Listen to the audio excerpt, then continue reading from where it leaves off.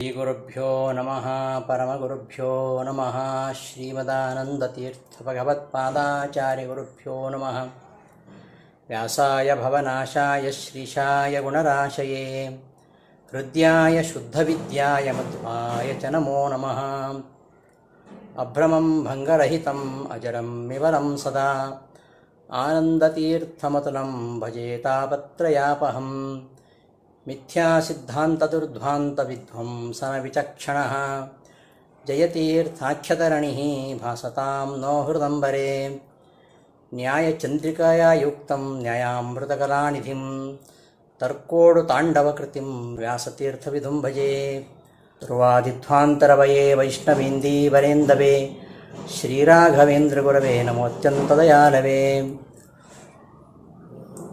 ಶ್ರೀಮತೋ ರಾಘವೇಂದ್ರಸ್ಯ ನಮಾಮಿ ಪದಪಂಕಜೇ ಕಾಮಿತಾಶೇಷಕಲ್ಯಾಣಕರಣಾಕಲ್ಪಪಾದಪೌ ಅಜ್ಞಾನತಿಮಿರಚ್ಛೇದಂ ಬುದ್ಧಿಸಂಪತ್ಪ್ರದಾಯಕಂ ವಿಜ್ಞಾನವಿಮಲಂ ಶಾಂತಂ ವಿಜಯಾಖ್ಯಗುರುಂ ಭಜೆ ತಪಸ್ವಾಧ್ಯಾಯಶುಶ್ರೂಷಾ ಕೃಷ್ಣಪೂಜಾರತಂ ಮುನಿಂ ವಿಶ್ವೇಶಮಿಷ್ಟದಂ ವಂದೇ ಪರಿವ್ರಾಟ್ ಚಕ್ರವರ್ತಿನಂ. ಶ್ರೀ ಗುರುಭ್ಯೋ ನಮಃ. ಎಲ್ಲ ಪ್ರಾಣಿಗಳು ಕೂಡ ನನ್ನಿಂದಲೇ ಹುಟ್ಟಿದವು. ಪ್ರಾಣಿಗಳ ಬುದ್ಧಿಯಾದಿ ಧರ್ಮಗಳು ನನ್ನಿಂದ ಹುಟ್ಟಿದವು ಅಷ್ಟೇ ಅಲ್ಲ, ಪ್ರಾಣಿಗಳು ಕೂಡ ನನ್ನಿಂದಲೇ ಹುಟ್ಟಿದವು ಎಂಬುದನ್ನು ಹೇಳಲಿಕ್ಕೆ ಹೊರಟಿದ್ದಾನೆ. ಮಹರ್ಷಯ ಸಪ್ತಪೂರ್ವೇ ಚತ್ವಾರೋ ಮನವಸ್ತಥ ಮದ್ಭಾವಾಃ ಮಾನಸಾಃ ಜಾತಾಃ ಯೇಷಾಂ ಲೋಕಃ ಇಮಾಃ ಪ್ರಜಾಃ. ಸಪ್ತ ಮಹರ್ಷಯ, ಈ ಹಿಂದಿನ ಮನ್ವಂತರದ 7 ಋಷಿಗಳು ಯಾರ್ಯಾರು? ಮರೀಚಿ, ಅತ್ರಿ, ಅಂಗಿರಸ, ಪುಲಸ್ತ್ಯ, ಪುಲಹ, ಕೃತು, ವಸಿಷ್ಠ ಎಂಬ 7 ಋಷಿಗಳು. ಮತ್ತೆ ಚತ್ವಾರಃ ಮನವಃ, 4 ಮನುಗಳು.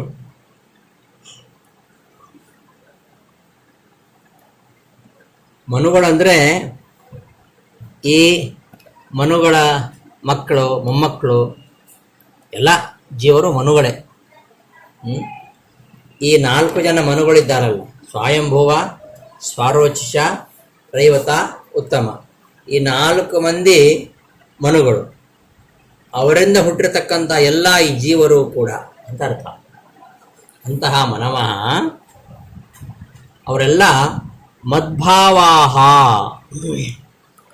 ಅವರೆಲ್ಲ ಮದ್ಭಾವಾಹ, ನನ್ನಿಂದಲೇ ಹುಟ್ಟಿದವರು ಎಂಬುದನ್ನು ಈ ಶ್ಲೋಕದಲ್ಲಿ ಹೇಳಿ ಹೊರಟಿದ್ದಾನೆ. ಮಹರ್ಷಯ ಸಪ್ತಪೂರ್ವೇ ಚತ್ವಾರೋ ಮನವಸ್ತಥಾ ಮದ್ಭಾವ ಮಾನಸಾ ಜಾತಾಃ ಯೇಷಾಂ ಲೋಕಃ ಇಮಾ ಪ್ರಜಾಃ. ನ ಕೇವಲಂ ಭೂತಾನಾಂ ಬುದ್ಧ್ಯಾದಿ ಧರ್ಮಃ ಮತ್ತಃ ಭವಂತಿ. ಬರೀ ಬುದ್ಧಿ, ಜ್ಞಾನ ಮೊದಲಾದ ಪ್ರಾಣಿಗಳ ಏನು ಧರ್ಮಗಳಿವೆ ಅವುಗಳು ಮಾತ್ರ ನನ್ನಿಂದ ಈ ಇತರರಿಗೆ ಬರುವಂಥದ್ದಲ್ಲ. ಕಿಂತು ಆದರೆ ಎಲ್ಲ ಪ್ರಾಣಿಗಳು ಕೂಡ ನನ್ನಿಂದಲೇ ಹುಟ್ಟತಕ್ಕಂಥವುಗಳು ಎಂಬುದನ್ನು ಹೇಳಿಕೊಟ್ಟಿದ್ದಾನೆ ಈ ಶ್ಲೋಕದಿಂದ. ಮಹರ್ಷಯ ಇತಿ ಮರೀಚಿ ಅತ್ರಿ ಅಂಗಿರಸೌ ಪುಲಸ್ತ್ಯ ಪುಲಃ ಕ್ರತುಃ ವಸಿಷ್ಠಸ್ಯ ಮಹಾತೇಜಃ ಪೂರ್ವೇ ಸಪ್ತರ್ಷಿಯ ಸ್ಮೃತಾಃ ಅಂತ ಮೋಕ್ಷದಲ್ಲಿ ಹೇಳಿದ ಹಾಗೆ ಈ 7 ಋಷಿಗಳು, ಮರೀಚಾದಿ 7 ಋಷಿಗಳು, ಈ ಎಲ್ಲ ಋಷಿಗಳು ಸಪ್ತ ಮಹರ್ಷಯ, ಅವರು ನನ್ನಿಂದಲೇ ಹುಟ್ಟಿದವರು. ಪೂರ್ವೇ, ಪೂರ್ವೇ ಅಂದರೆ ಹಿಂದಿನ ಮನ್ವಂತರದಲ್ಲಿ ಇದ್ದವರು ಅಂತ ಅರ್ಥ. ಪೂರ್ವ ಮನ್ವಂತರಸ್ಥಾಹ ಮಹರ್ಷಯ ಸಪ್ತ ಪೂರ್ವೇ. ಪೂರ್ವೇ ಹಿಂದಿನ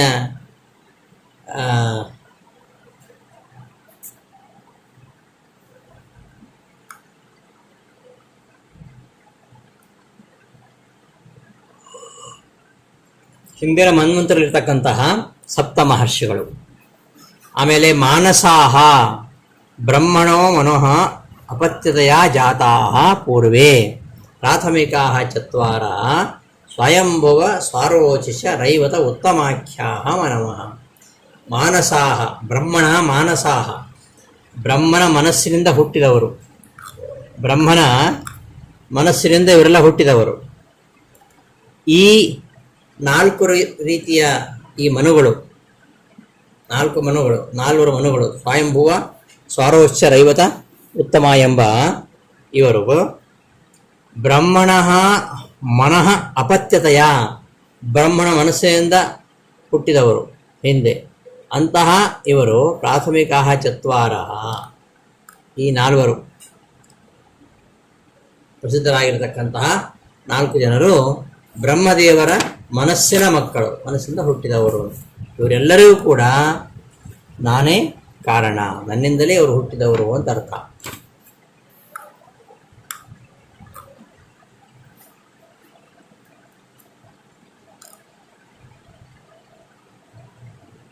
ಯದ್ವಾ ಅಥವಾ ಮನು ಅವಬೋಧನೆ ಇತ್ಯತಃ ಉಪ್ರತ್ಯಯೇ ಬೋಧವೈಶೇಷಾತ್ ಬ್ರಹ್ಮಾದ್ಯ ದೇವಾಹ. ಇಲ್ಲಿ ಮನು ಅಂದರೆ ದೇವತೆಗಳು ಅಂತ ಇಟ್ಕೋಬೇಕು. 4 ಜನ ಮನುಗಳು ಅದೊಂದು ಅರ್ಥ. ಈ ಮನು ಅವಬೋಧನೆ ಎಂಬ ಧಾತುವಿಗೆ ಉಪ್ರತ್ಯಯ ಬಂದು ಮನು ಅಂತಾಯಿತು. ಮನು ಅಂದರೆ ಬ್ರಹ್ಮಾದಿ ದೇವತೆಗಳು. ಬ್ರಹ್ಮಾದಿ ದೇವತೆಗಳು 4 ವಿಧ. 4 ವಿಧ ಹೇಗೆ? ತುಂಬ ಇದ್ದಾರಲ್ಲ ದೇವತೆಗಳು. ಅಂದರೆ ಎಲ್ಲ ದೇವತೆಗಳು ಕೂಡ 4 ರೀತಿಯಾಗಿದ್ದಾರೆ. ಹೇಗೆ? ಕೆಲವರು ಅದರಲ್ಲಿ ಬ್ರಾಹ್ಮಣರು, ಕೆಲವರು ಕ್ಷತ್ರಿಯರು, ಕೆಲವರು ವೈಶ್ಯರು, ಕೆಲವರು ಶೂದ್ರರು. ಹೀಗೆ ಈ ವರ್ಣ ಭೇದ ದೇವತೆಗಳಲ್ಲಿ ಕೂಡ ಇದೆ, ವರ್ಣ ವ್ಯವಸ್ಥೆ. ಅದನ್ನು ಹೇಳ್ತಾ ಇದ್ದಾರೆ ಇಲ್ಲಿ. ಉಕ್ತಂ ಹಿ ಬೃಹದ್ಭಾಷ್ಯೆ ಪ್ರಥಮಾಧ್ಯಾಯೇ ಚತುರ್ಥೇ ವ್ಯಾಕೃತ ಬ್ರಾಹ್ಮಣೆ. ಬೃಹದಾರಣ್ಯಕ ಉಪನಿಷತ್ತಿನ 1ನೇ ಅಧ್ಯಾಯದ 4ನೇ ಬ್ರಾಹ್ಮಣ, ವ್ಯಾಕೃತ ಬ್ರಾಹ್ಮಣದಲ್ಲಿ ದೇವತೆಗಳ ವರ್ಣ ವ್ಯವಸ್ಥೆಯನ್ನು ನಿರೂಪಣೆ ಮಾಡಿದ್ದಾರೆ. ಯಾವ್ಯಾವ ದೇವತೆಗಳು ಯಾವ್ಯಾವ ವರ್ಣಕ್ಕೆ ಸೇರ್ತಾರೆ ಎಂಬುದನ್ನು. ವಿಷ್ಣೋ ಬ್ರಾಹ್ಮಣ ಜಾತಿ ಸನ್ ಜಜ್ಞೆ ಬ್ರಹ್ಮ ಚತುರ್ಮುಖ ಇತೋಗ್ರೇ ಜಗತಸ್ತಸ್ಮಾತ್ ಛತ್ರಜಾತಿರಜಾಯತ. ವಾಯು ಸದಾಶಿವೋನಂತಹ ಗರುಡ ಶಕ್ರ ಏವ ಚ ಕಾಮಶ್ಚ ವರುಣಶ್ಚೈವ ಸೋಮಃ ಸೂರ್ಯೋ ಯಮಸ್ತಥಾ ಏವಮಾದ್ಯಾಃ ಕ್ಷತ್ರಿಯಾಸ್ತು ದೇವತಾಃ ಬ್ರಹ್ಮನಿರ್ಮಿತಾಃ. ಯಾರ್ಯಾರು ಕ್ಷತ್ರಿಯರು, ಯಾರ್ಯಾರು ವೈಶ್ಯರು, ಯಾರ್ಯಾರು ಬ್ರಾಹ್ಮಣರು, ಇದನ್ನು ಇಲ್ಲಿ ಹೇಳ್ತಾ ಇದ್ದಾರೆ. ಹಾಗೆಯೇ ವಿಷ್ಣೋ ಬ್ರಾಹ್ಮಣ ಜಾತಿ,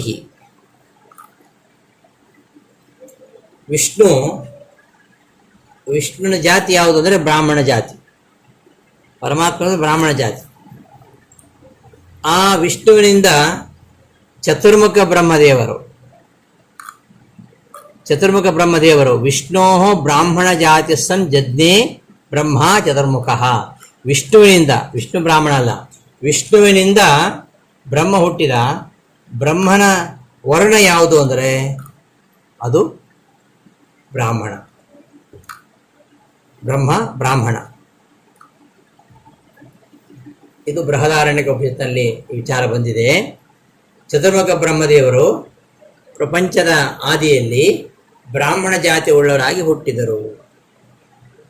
ಆ ಬ್ರಹ್ಮದೇವರಿಂದ ಕ್ಷತ್ರಿಯ ಜಾತಿ ಹುಟ್ಟಿತು.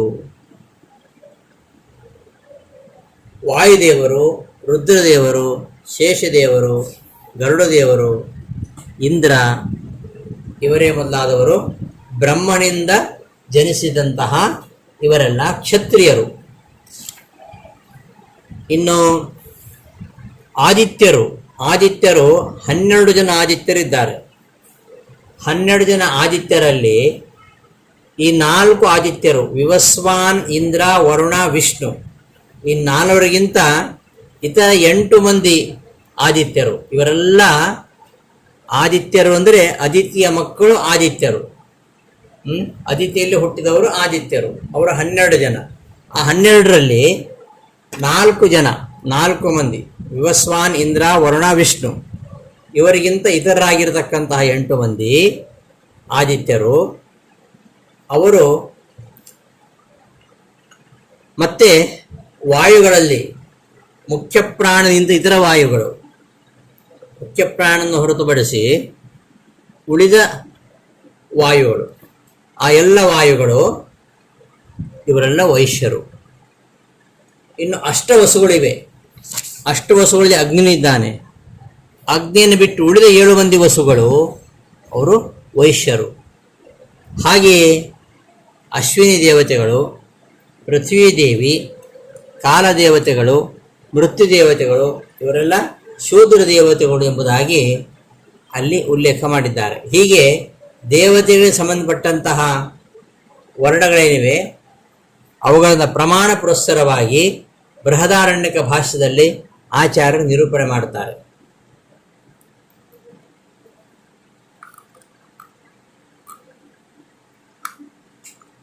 ವಿವಸ್ವದಿಂದ್ರ ವರುಣ ವಿಷ್ಣುಭ್ಯೋ ಅನ್ಯೇ ಅದಿತೇ ಸ್ವತಃ. ವಿವಸ್ವಾನ್, ಇಂದ್ರ, ವರುಣ, ವಿಷ್ಣು ಎಂಬ 4 ಆದಿತ್ಯರನ್ನು ಹೊರತುಪಡಿಸಿ ಅನ್ಯ ಇತರ ಆದಿತ್ಯರು, ಅದಿತೇ ಸ್ವತಃ ಆದಿತ್ಯರು ಅವರೆಲ್ಲ ವೈಶ್ಯರು. ಬ್ರಹ್ಮ ಬ್ರಾಹ್ಮಣ, ಇನ್ನು ವಾಯು ಸದಾಶಿವ, ಗರುಡ, ಶೇಷ, ಇಂದ್ರ, ಕಾಮ, ವರುಣ, ಸೂರ್ಯ, ಸೋಮ ಇವರೆಲ್ಲ ಯಮ ಇವರೆಲ್ಲ ಕ್ಷತ್ರಿಯರು. ಇನ್ನು ದ್ವಾದಶ ಆದಿತ್ಯರಲ್ಲಿ ವಿವಸ್ವದಿಂದ ವರುಣ ವಿಷ್ಣುಭ್ಯ, ವಿವಸ್ವಾನ್, ಇಂದ್ರ, ವರುಣ, ವಿಷ್ಣು ಇವರಿಗಿಂತ ಅನ್ಯ ಇತರರು ಅದಿತೇ ಸುತಾಹ 8 ಜನ ಆದಿತ್ಯರು. ರುದ್ರಾದನ್ನೇ ತಥಾ ರುದ್ರಾಹ, ಏಕಾಶ ರುದ್ರಿದ್ದಾರೆ, 11 ಜನ ರುದ್ರಿದ್ದಾರೆ. ಅದರಲ್ಲಿ ಒಬ್ಬ ರುದ್ರನನ್ನು ಬಿಟ್ಟು ಉಳಿದ ರುದ್ರರು. ಹಾಗೆ ವಾಯುವಿನಲ್ಲಿ ಒಬ್ಬ ವಾಯುವನ್ನು, ಮುಖ್ಯ ಪ್ರಾಣನನ್ನು ಬಿಟ್ಟು ಉಳಿದ ವಾಯುಗಳು. ಇನ್ನು ಅಷ್ಟವಸುಗಳಲ್ಲಿ ಅಗ್ನಿಯನ್ನು ಹೊರತುಪಡಿಸಿ ಉಳಿದ ವಸುಗಳು ವೈಶ್ಯಾಹ ಇತ್ಯೇವ ಕೀರ್ತಿತಃ, ಅವರು ವೈಶ್ಯರು ಎಂಬುದಾಗಿ ಹೇಳಲ್ಪಟ್ಟಿದ್ದಾರೆ. ಹಾಗೆಯೇ ತಥಾ ಹಾಗೆಯೇ ಅಶ್ವಿನವು, ಅಶ್ವಿನಿ ದೇವತೆಗಳು, ಅಶ್ವಿನಿ ದೇವತೆಗಳು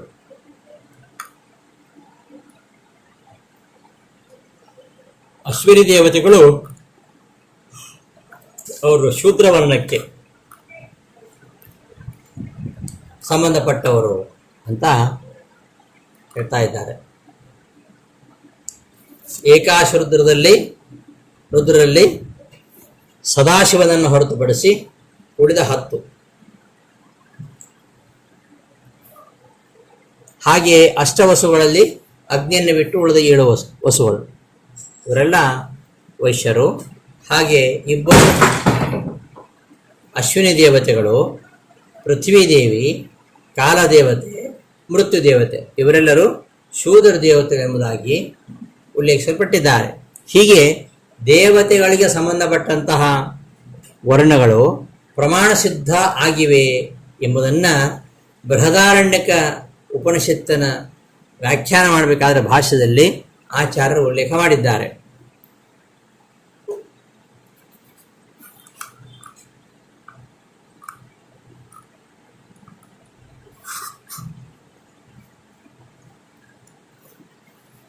ವಿವಸ್ವದಿಂದ ವರುಣಾನಾಂ ಕ್ಷತ್ರಿಯತ್ವಾತ್, ವಿವಸ್ವಾನ್, ಇಂದ್ರ, ವರುಣ, ವಿಷ್ಣು ಇವರು ಕ್ಷತ್ರಿಯರಾದ್ದರಿಂದ ಮತ್ತು ವಿಷ್ಣು ಅವರ್ಣತ್ವ, ವಿಷ್ಣುವಿಗೆ ವರ್ಣ ಇಲ್ಲ ಆದ್ದರಿಂದ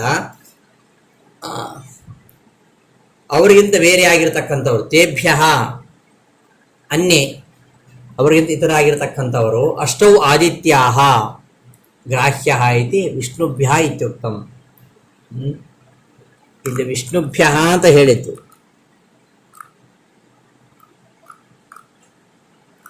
ವಿಷ್ಣುಭ್ಯ ಅಂತ ಅಲ್ಲಿ ಇದರಲ್ಲಿ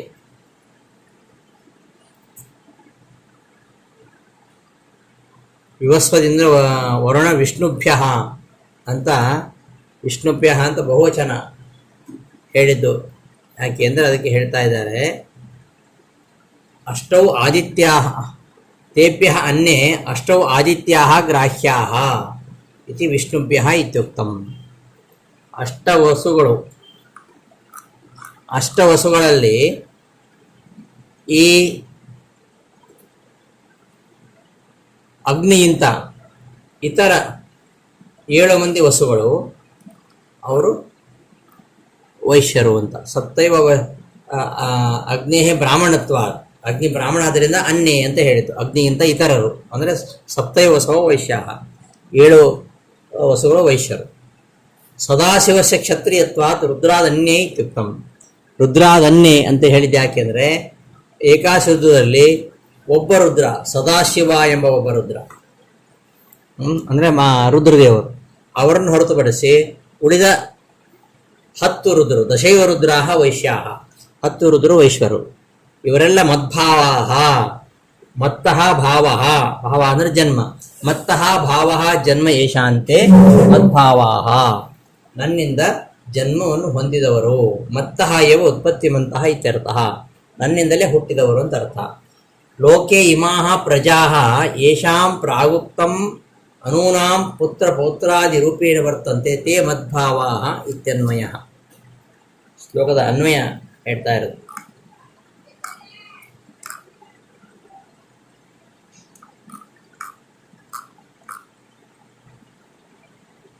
ಹೇಗೆ ಭವಂತಿ ಭಾವಾಹ ಭೂತಾನಾಂ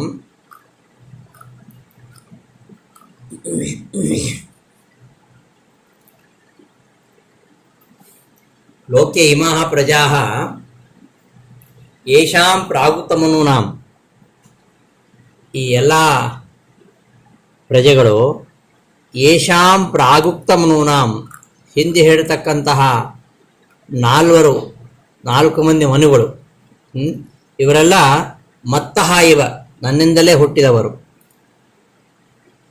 ಲೋಕೆ ಇಮಾಹ ಪ್ರಜಾಹ ಯೇಷಾಂ ಅಂದರೆ ಮನೂನಾಂ ಜಾತಃ, ಮನುವಿನಿಂದ ಮನುವಿನ ಮಕ್ಕಳಿಂದ ಮೊಮ್ಮಕ್ಕಳಿಂದ ಮಕ್ಕಳಾಗಿ ಹುಟ್ಟಿದರು, ಮೊಮ್ಮಕ್ಕಳಾಗಿ ಹುಟ್ಟಿದರು. ಈ ರೀತಿಯಾಗಿ ಇರತಕ್ಕಂತಹ ಲೋಕದಲ್ಲಿರತಕ್ಕಂತಹ ಈ ಎಲ್ಲ ಜೀವಿಗಳು, ಇವರೆಲ್ಲ ಅದರಲ್ಲಿ ಯಾರ ಮಗ ಯಾರ ಮೊಮ್ಮಗ ಮೊದಲಾದ ಯಾವ್ಯಾವ ರೂಪಗಳಿಂದಿದ್ದಾರೆ ಅವರೆಲ್ಲರೂ ಕೂಡ ಬ್ರಹ್ಮದೇವರ ಮಾನಸ ಪುತ್ರರು ಆಗಿರತಕ್ಕಂಥವರು. ಅವರು ಮದ್ಭಾವಾಹ, ನನ್ನಿಂದಲೇ ಹುಟ್ಟು ಉಳ್ಳವರು ಅಂತ ಅರ್ಥ ಮಾಡ್ಕೋಬೇಕು. ಯಾಕೆಂದರೆ ಬ್ರಹ್ಮನ ಮಾನಸ ಪುತ್ರರು ಅಂತ ಹೇಳಿದಾಗ ಅವರು ಬ್ರಹ್ಮನಿಂದ ಹುಟ್ಟಿದವರು ಅಂತ ಆಯಿತು. ಹಾಗಿರುವಾಗ ಇಲ್ಲೇನು ಹೇಳ್ತಾ ಇದ್ದಾನೆ? ಮದ್ಭಾವಾಹ,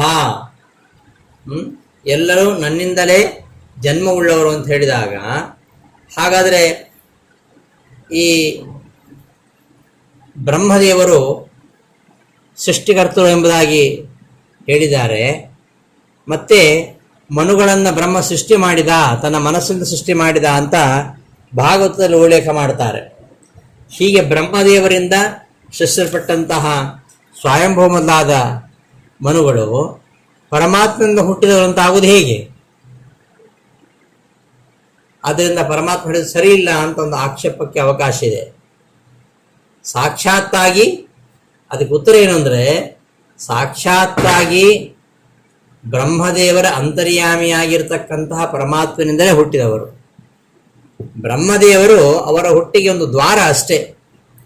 ಮನುಗಳು ಬ್ರಹ್ಮದೇವರ ಮನಸ್ಸಿನಿಂದ ಹುಟ್ಟಿದ ದೇಹಗಳನ್ನು ಬಿಡದೆ ಅವರು ಪ್ರಿಯವೃತಾದಿ ಮಕ್ಕಳಾಗಿ ಹುಟ್ಟಿದರು.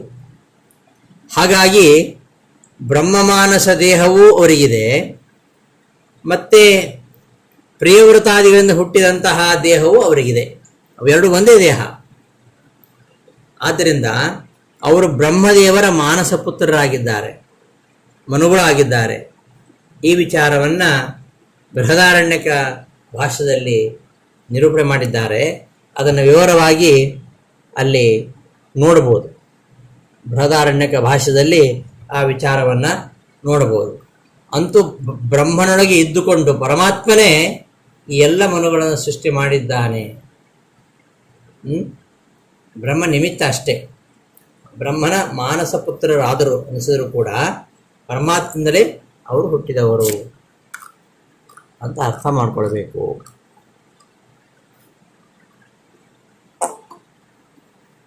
ಲೋಕೆ ಇಮಾಹ ಪ್ರಜಾಃ ಯೇಷಾಂ ಪ್ರಾಗುಕ್ತಮನೂನಾಂ ಪುತ್ರಪೌತ್ರಾರೂಪೇಣ ವರ್ತಂತೆ ತೇ ಮದ್ಭಾವಾಃ ಇತ್ಯನ್ವಯಃ. ಈ ಶ್ಲೋಕದಲ್ಲಿ ಅನ್ವಯ ಹೇಗಿಟ್ಕೊಳ್ಬೇಕು. ಈ ಲೋಕದಲ್ಲಿ ಇಮಾಹ ಪ್ರಜಾಃ ಎಲ್ಲ ಜೀವರು, ಯೇಷಾಂ ಪ್ರಾಗುಕ್ತಮನೂನಾಂ ಎಲ್ಲ ಜೀವರು, ಎಲ್ಲ ಮನುಷ್ಯರು ಯಾರ ಮಕ್ಕಳು ಅಂದರೆ ಹಿಂದೆ ಹೇಳ್ತಕ್ಕಂತಹ ಈ ಮನು, 4 ರೀತಿಯ ಮನುಗಳಿದ್ದಾರಲ್ಲ, ಸ್ವಯಂಭುವ, ಸ್ವರೋಷ್ಯ, ಚಾಕ್ಷುಷ, ಉತ್ತಮ ಅಂತ 4 ಜನ ಮನುಗಳು. ಈ ಮನುವಿನಿಂದಲೇ ಎಲ್ಲರೂ ಹುಟ್ಟಿದವರು, ಎಲ್ಲ ಜೀವಿಗಳು. ಆದರೆ ಅವರೆಲ್ಲರಿಗೂ ಕಾರಣರಾಗಿರ್ತಕ್ಕಂತಹ ಈ ಮನುಗಳು ಬ್ರಹ್ಮದೇವರ ಮಾನಸ ಪುತ್ರರು. ಬ್ರಹ್ಮದೇವರ ಮಾನಸ ಪುತ್ರರಾಗಿದ್ದಾರೆ. ಅಂತಹ ಅವರು ಮದ್ಭಾವಾಹ ನನ್ನಿಂದ ಹುಟ್ಟಿದವರು ಅಂತ ಇದಕ್ಕೆ ಅನ್ವಯ. ನಚ ತಥೋ ಮನೂನ್ ಸಸರ್ಜ ಅಂತೆ ಮನಸಾ ಲೋಕಭಾವನಾನ್. ಅಲ್ಲ, ಭಾಗವತದಲ್ಲಿ ಹೀಗಿದೆಯಲ್ಲ, ಏನು ಸ್ವಯಂಭವಾದಿಗಳನ್ನ ಬ್ರಹ್ಮನೇ ಸೃಷ್ಟಿ ಮಾಡಿದ್ದಾನೆ. ಮನೂನ್ ಸಸರ್ಜ ಮನಸಾ ಲೋಕಭಾವನಾನ್, ಲೋಕಭಾವನಾನ್ ಮನೂನ್ ಅಂತೆ ಬ್ರಹ್ಮ ಸಸರ್ಜ ಎಂಬುದಾಗಿ ಭಾಗವತದಲ್ಲಿ ನಿರೂಪಣೆ ಮಾಡಿದ್ದಾರೆ. ಆದ್ದರಿಂದ ಲೋಕಕ್ಕೆ ಕಾರಣರಾಗಿರ್ತಕ್ಕಂತಹ ಈ ಮನುಗಳನ್ನು ಬ್ರಹ್ಮದೇವರು ತನ್ನ ಮನಸ್ಸಿಂದ ಸೃಷ್ಟಿಸಿರುವಂಥ ಉಲ್ಲೇಖ ಇದೆ. ಹಾಗಿದ್ದಾಗ ಬ್ರಹ್ಮದೇವರಿಂದ ಸೃಷ್ಟಿಸಲ್ಪಟ್ಟಂತಹ ಸ್ವಯಂಭವ ಮೊದಲಾದ ಮನುಗಳನ್ನು ನನ್ನಿಂದ ಹುಟ್ಟಿದವರು, ನನ್ನಿಂದ ಹುಟ್ಟುಳ್ಳವರು ಅಂತ ಕೃಷ್ಣ ಹೇಳ್ತಾ ಇರೋದು ಹೇಗೆ ಸರಿಯಾಗತ್ತೆ ಅಂತ ಆಕ್ಷೇಪ ಮಾಡಬಾರ್ದು. ಆ ಒಂದು ಆಕ್ಷೇಪಕ್ಕೆ ಅವಕಾಶ ಇಲ್ಲ. ಯಾಕೆ ಅಂದರೆ ಬ್ರಹ್ಮಾಂತರ್ಯಾಮಿಣಃ ಮತ್ತಃ ಜನಿಮಂತಹ ಇತ್ಯರ್ಥಕತ್ವಾನ್ ಮದ್ಭಾವ ಇತ್ಯಸ್ಯ. ಮದ್ಭಾವ ಅಂದರೆ ಬ್ರಹ್ಮನ ಅಂತರ್ಯಾಮಿಯಾಗಿರತಕ್ಕಂತಹ ನನ್ನಿಂದಲೇ, ಬ್ರಹ್ಮ ಅಂತರ್ಯಾಮಿಣಃ ಬ್ರಹ್ಮನ ಅಂತರ್ಯಾಮಿಯಾಗಿರತಕ್ಕಂತಹ ನನ್ನಿಂದಲೇ ಜನಿಸಿದವರು ಅಂತ ಅರ್ಥ ಮಾಡ್ಲಿಕ್ಕೆ ಬರುತ್ತೆ. ಅದರಿಂದ ಮದ್ಭಾವ ಅಂದರೆ ಏನರ್ಥ? ಬ್ರಹ್ಮನ ಅಂತರ್ಯಾಮಿಯಾಗಿರತಕ್ಕಂತಹ ನನ್ನಿಂದಲೇ ಜನಿಸಿದವರು ಅಂತ. ಬ್ರಹ್ಮ ಅದು ದ್ವಾರ ಮಾತ್ರ. ಬ್ರಹ್ಮ ಅವರಿಗೆ ನಾನು ಈ ಮನುಗಳನ್ನು ಸೃಷ್ಟಿ ಮಾಡಲಿಕ್ಕೆ ದ್ವಾರ ಯಾವಂದ್ರೆ ಬ್ರಹ್ಮ ಅಂತ. ನಚ ಏವಮಿ ಪ್ರಿಯವ್ರತಾದಿ ಅಪತ್ಯತಾ ದಶಾಯಾಮೇವ ಉತ್ಪನ್ನಾನಾಂ ತೇಷಾಂ ಮನುಸಂಜ್ಞಕತ್ವೇನ ಮಾನಸತ್ವ ವೇಲಾಯಾಂ ತದಭಾವೇನ ಮನವಃ ಇತಿ ಉಕ್ತಿ ಅಯುಕ್ತ ಇತಿ ವಾಚ್ಯಂ. ಇನ್ನೊಂದು ಪ್ರಶ್ನೆ ಬರುತ್ತೆ ಇಲ್ಲಿ. ಇವರನ್ನ ಮನುಗಳು ಬ್ರಹ್ಮನ ಮಾನಸ ಪುತ್ರರು ಅಂತ ಹೇಗೆ ಹೇಳೋದು? ಬ್ರಹ್ಮನ ಮಾನಸ ಪುತ್ರರು ಅಂತ ಹೇಳಿದರೆ ಆ ಪ್ರಿಯವತಾದಿಗಳ ಮಕ್ಕಳಾಗಿ ಹುಟ್ಟಿದ್ದಾರೆ ಇವರು. ಹೀಗಿರುವಾಗ ಪ್ರಿಯವ್ರತಾದಿ ದೇಹಗಳಿಂದ ಹುಟ್ಟಿದಂತಹ ದೇಹ ಇವರದ್ದಾಗಿರುವಾಗ ಬ್ರಹ್ಮನ ಮಾನಸ ಪುತ್ರರು ಹೇಗೆ ಅನ್ನೋ ಪ್ರಶ್ನೆ ಬರುತ್ತೆ.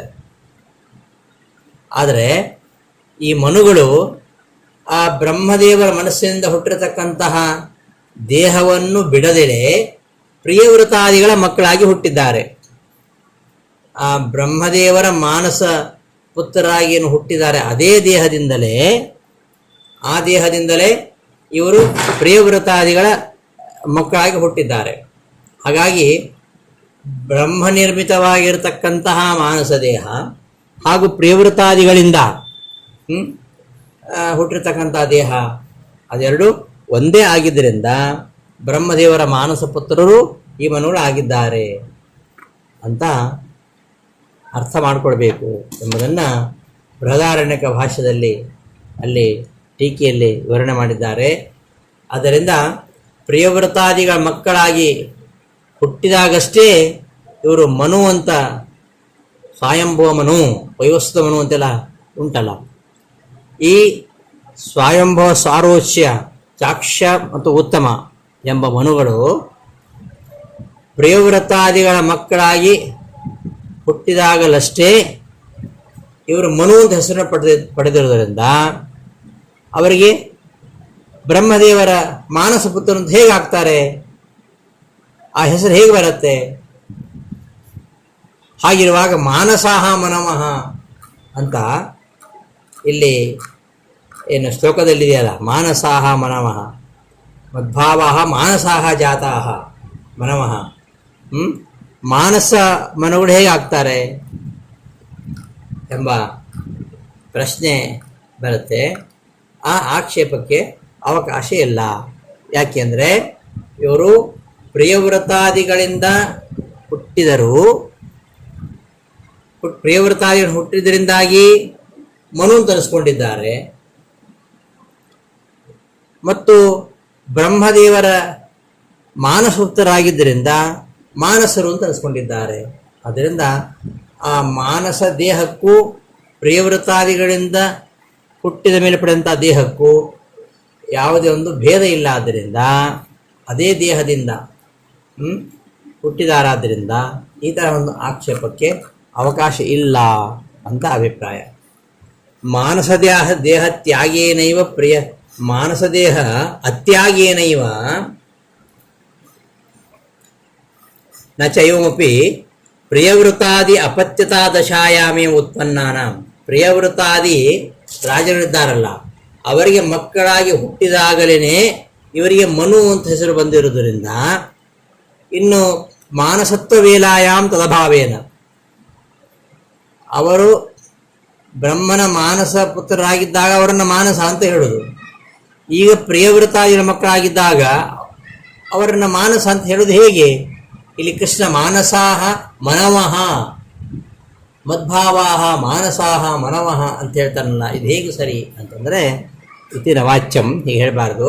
ಮಾನಸ ದೇಹ ಅತ್ಯಾಗೇನೈವ, ಆ ಮಾನಸ ದೇಹವನ್ನು ತ್ಯಾಗ ಮಾಡದಲೇ ಪ್ರಿಯವೃತಾದಿಗಳಲ್ಲಿ ಹುಟ್ಟಿರ್ತಕ್ಕಂತಹ ಅವರಿಗೆ ಆ ಎರಡೂ ದೇಹಗಳಿಗೂ ಐಕ್ಯ ಇರೋದ್ರಿಂದ ಅವರು ಮಾನಸ ಪುತ್ರರು ಅಂತ ಅನ್ನಿಸ್ತಾರೆ, ಮನುಪುತ್ರರು ಅಂತ ಅನ್ನಿಸ್ತಾರೆ. ಆದ್ದರಿಂದ ಯಾವ ವಿರೋಧ ಇಲ್ಲ. ಇದನ್ನು ಅಲ್ಲಿ ಭಾಷ್ಯ ಟೀಕೆಯಲ್ಲಿ ವಿವರಿಸಿದ್ದಾರೆ. ಆದ್ದರಿಂದ ಅದೇ ಉತ್ತರವನ್ನು ಇಲ್ಲಿ ಇಟ್ಕೊಂಡ್ರೆ ಕೃಷ್ಣ ಹೇಳಿದ ಈ ಮಾತು ಮನಮಃ ಮಾನಸಾಹ ಮದ್ಭಾವಾಹ ಅಂತ ಹೇಳುವಂಥದ್ದು ಸರಿಯಾಗತ್ತೆ ಅಂತ ಈ ಶ್ಲೋಕದ ಅಭಿಪ್ರಾಯವನ್ನು ವಿವೃತಿಯಲ್ಲಿ ಸ್ಪಷ್ಟವಾಗಿ ನಿರೂಪಿಸ್ತಾರೆ ರಾಯರು.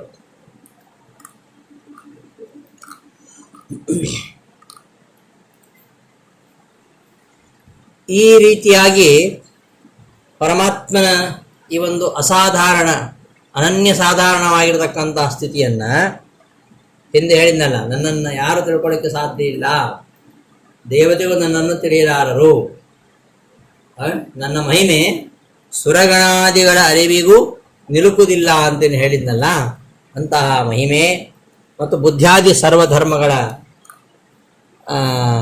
ಧರ್ಮಗಳಿಗೆ ಕಾರಣ ಆಗಿರುವಂಥದ್ದು ಮತ್ತು ಸಪ್ತರ್ಷಿ ಮನುಗಳಿಗೆ ಸೃಷ್ಟಿ ಕಾರಣ ಆಗಿರುವಂಥದ್ದು, ಇವೆಲ್ಲ ನನ್ನ ಸಾಮರ್ಥ್ಯವನ್ನು ನನ್ನ ಮಹತ್ವವನ್ನು ಯಾರು ತಿಳ್ಕೊಳ್ತಾರೋ